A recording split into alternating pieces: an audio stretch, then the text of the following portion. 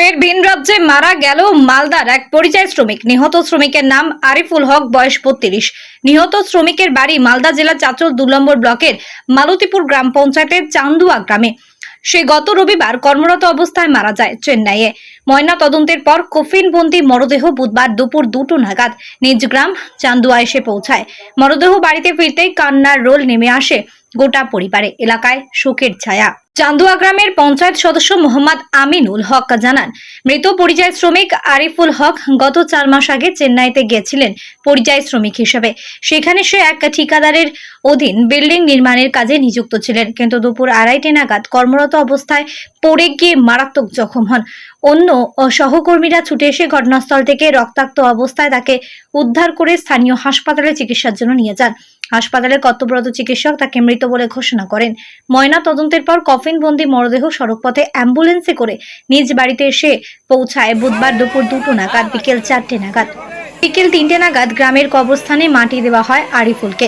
মৃত পরিযায়ী শ্রমিক আরিফুল হকের বাবা মা নেই, দুজনেই মারা গেছেন। আরিফুলরা 2 ভাই 1 বোন। পরিবারের সবার ছোট আরিফুল। সে বিবাহিত, রয়েছে স্ত্রী ও 4 নাবালক সন্তান, 3 মেয়ে 1 ছেলে। তার কোনো জমি জায়গা নেই। পৈতৃক সূত্রে পাওয়া কয়েক কাঠা ভিটে বাড়ি সম্বল, তাতে ভাঙাচোরা বাড়ি। পরিবারের আর্থিক সচ্ছলতা ফিরিয়ে আনতে পরিযায়ী শ্রমিক হিসেবে খাটতে গিয়েছিলেন সুদূর চেন্নাই, কিন্তু তা মোটেই সুখকর হলো না। কফিনবন্দি হয়ে ফিরতে হলো আরিফুলকে।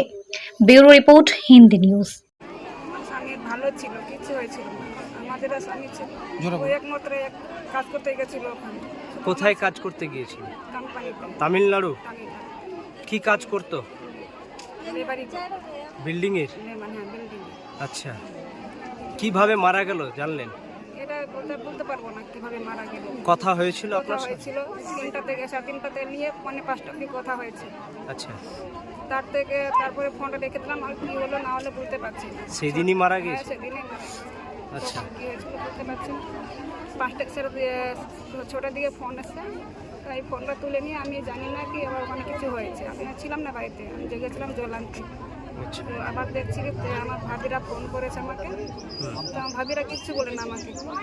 ওইটা সাথে বলছে তুমি এখানে আসো। আমি গেলাম না, আবার এখন কল লাগালাম আমার বরকে।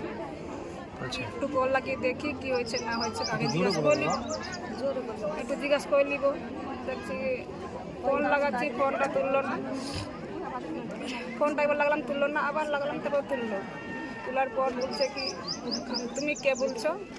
আমি বললাম আমি আরিফুলের স্ত্রী বলছি। সেই স্ত্রী বলছো আরিফুল নাই, ডেট করে গেছে। এটা শুধু কথা বলো। আচ্ছা, বাচ্চা কাচ্চা কটা রয়েছে? 4টা বাচ্চা আছে। আচ্ছা, আর ওর একমাত্র রোজগারদাতা। ওই করছি, আর আমার কেউ নাই। ওটা আমি যে কি করে খাবো, কেমনি কি করবো ওটা বলতে পারছি না। কি করে চলাফেরা করবো 4টা বাচ্চাকে নিয়ে। আপনার নাম? আমার মা আছে। আপনার নাম? আমার নাম জাহানারা দেবী। বাড়ি? বাড়ি চান্দুয়া। চান্দুয়া গ্রামের আরিফুল হক, বাবার নাম আফতাবউদ্দিন। গত 4 মাস আগে পারিবারিক আর্থিক অভাবের কারণে সে দাদন খাটতে যায় তামিলনাড়ু রাজ্যে, চেন্নাই আমদাপুর জায়গাটা বলে। সেখানে কাজ করতে গিয়ে তার মৃত্যু ঘটে। আচ্ছা, আজকেই তার লাশটা আর কি আসলো। আচ্ছা, গত রবিবারে তার মানে মারা গেছে আর কি। আচ্ছা, আর্থিক সহযোগিতা কি পেয়েছেন?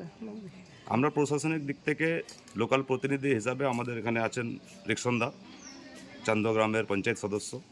সে এবং আমি দুজনেই মিলে চেষ্টা করব যে ব্লক থেকে শুরু করে জেলা স্তরে যা এগুলো প্রকল্প আছে, কৃষক বন্ধু হোক বা বিধবা ভাতাগুলো হোক, সমব্যথী হোক, যা আছে এগুলো পৌঁছে দেওয়ার চেষ্টা করবো আর কি। আচ্ছা, কটা ছেলে মেয়ে আছে জানলেন? টোটাল 4টে বাচ্চা নাবালক, তার মধ্যে 3টে মেয়ে আছে এবং একটা ছেলে আছে। ফ্যামিলি কি তো ওই মানে একজন ফ্যামিলির উনি হেড ছিলেন, সেই একটা রোজগারের রাস্তা ছিলেন। এবার সে হারিয়ে যাওয়াতে এখন বহু সমস্যায় পড়ে গেছে এই পরিবার এখন। আপনার নাম? আমার নাম নাইম, বাড়ি? জিয়া গেছে।